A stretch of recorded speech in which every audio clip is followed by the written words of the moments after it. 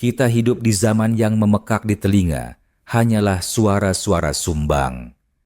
Pendengaran diperkosa oleh bicara tak bermanfaat, pemikiran sampah.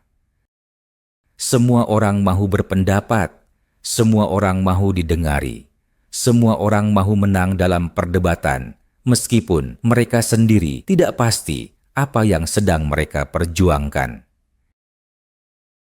Di mana-mana pun, suara seolah-olah telah jadi semacam ukuran untuk mengiktiraf bahwa seseorang itu wujud, baik dalam bentuk perkataan yang ditulis, ditaip, maupun yang dilaungkan pakai mikrofon. Bentuk suara itu macam-macam. Yang diam dianggap bodoh, yang senyap dianggap lemah, malah yang perlahan dianggap ketinggalan. Siapa pernah merasa sedemikian? Bila suatu ruang itu senyap lagi sunyi, tiba-tiba terasa sesak di dada. Bila tak ada yang memandang, mulai terdetik hendak menaikkan suara supaya didengari. Bila tak ada yang memuji, coba menjadi lebih bising agar ada yang peduli. Tapi perlahan-lahan kita sadar sebenarnya kita bukan sedang berbicara. Kita hanya menghasilkan bunyi-bunyian yang tanpa arti. Dan ramai di luar sana juga begitu.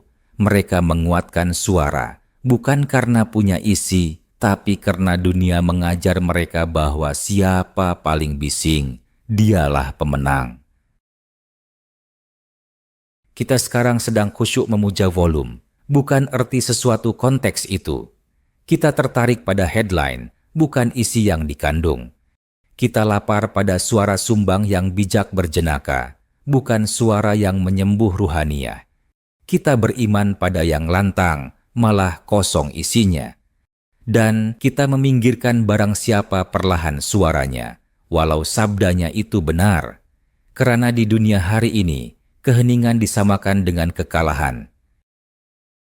Definisi kebenaran itu telah disesatkan maknanya, bahwa ia harus paling kuat suaranya. Lagi bising lagi mujarab untuk menyeludup masuk mempengaruhi khalayak. Lihatlah sekelilingmu, lihat televisyen, lihat media sosial. Siapa yang disorak? Semestinya yang menjerit, yang menggoncang emosi, dan yang mencetuskan drama. Lalu siapa yang diam? Sudah tentu yang membawa hujah, yang menyeru sabar, yang memohon bertenang, menilai, dan merenung. Ketahuilah mereka diam, bukan karena kalah, tapi karena dunia tak lagi mahu mendengarkan makna. Yang mereka dambakan cuma bunyi-bunyian.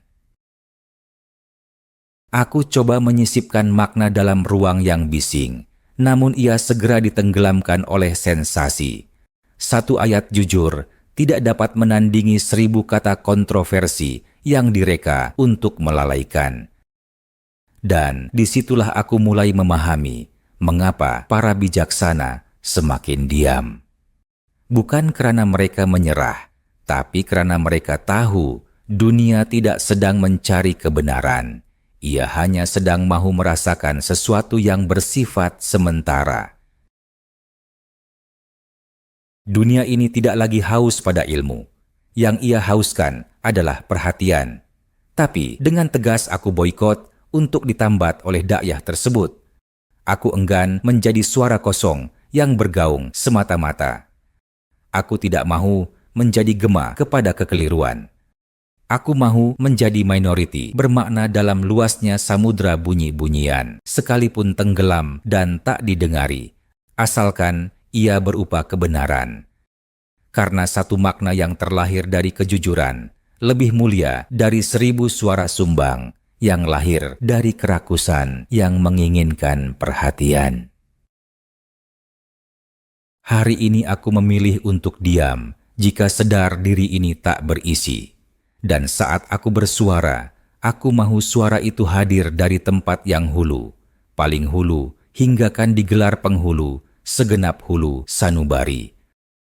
Bukan dari kerakusan yang mahu memenangi, tapi dari kesadaran ingin menghidupkan semula akal.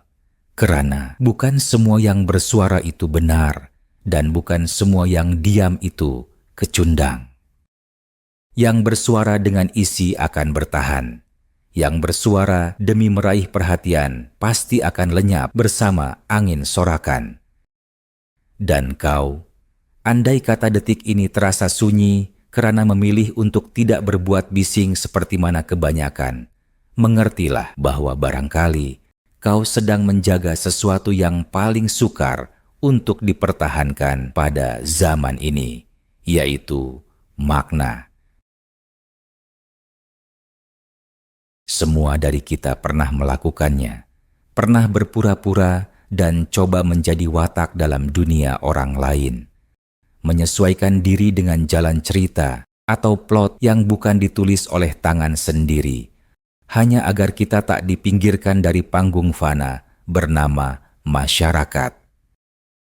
Kita belajar meniru sejak kecil, tiru cara orang bijak bicara, tiru gaya orang cantik menggubah rupa, tiru pendapat orang berpengaruh, tiru tabiat binatang demi melangsungi samada baik buruk kehidupan.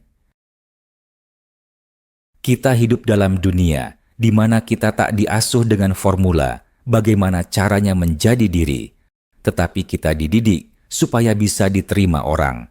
Maka kita pun mulai melakonkan, pelan-pelan menyeludup kewarasan, dan lakonan itu akhirnya menjadi kehidupan sebenar kita.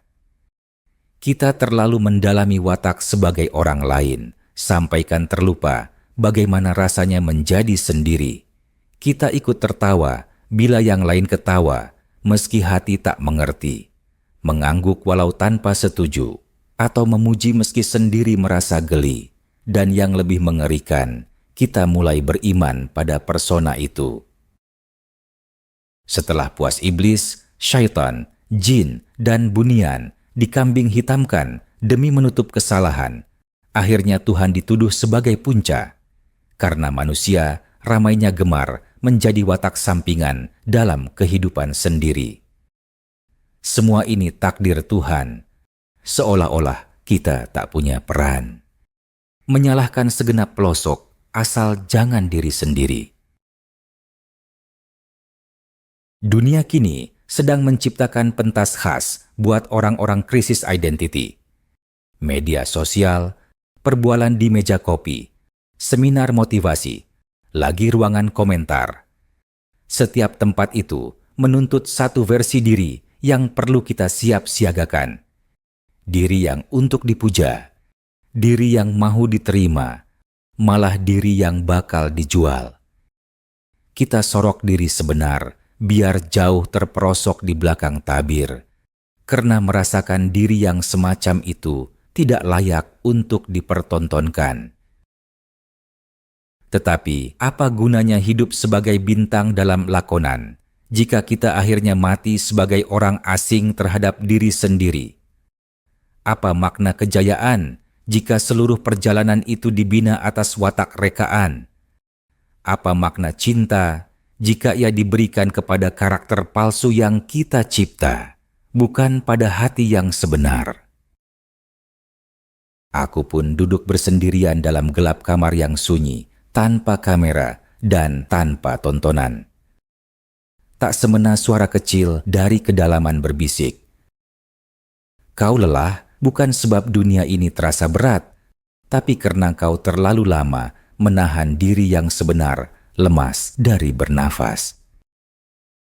Dan saat itu, untuk yang kesekian kalinya, aku mau hidup sebagai aku, meskipun dunia enggan menonton.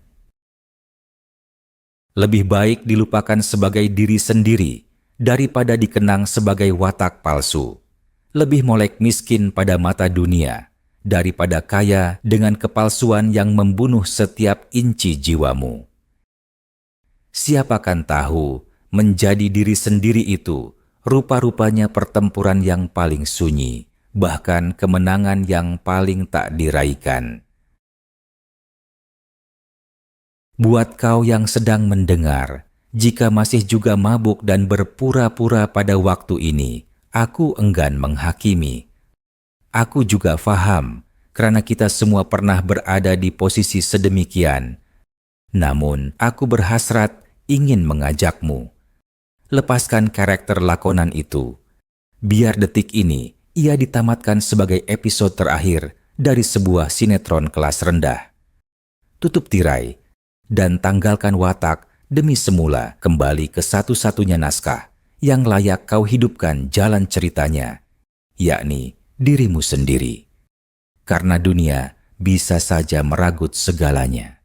Namun jika akal budi yang kau peluk erat, maka usah khawatir, karena kau akan tetap memiliki segala-galanya.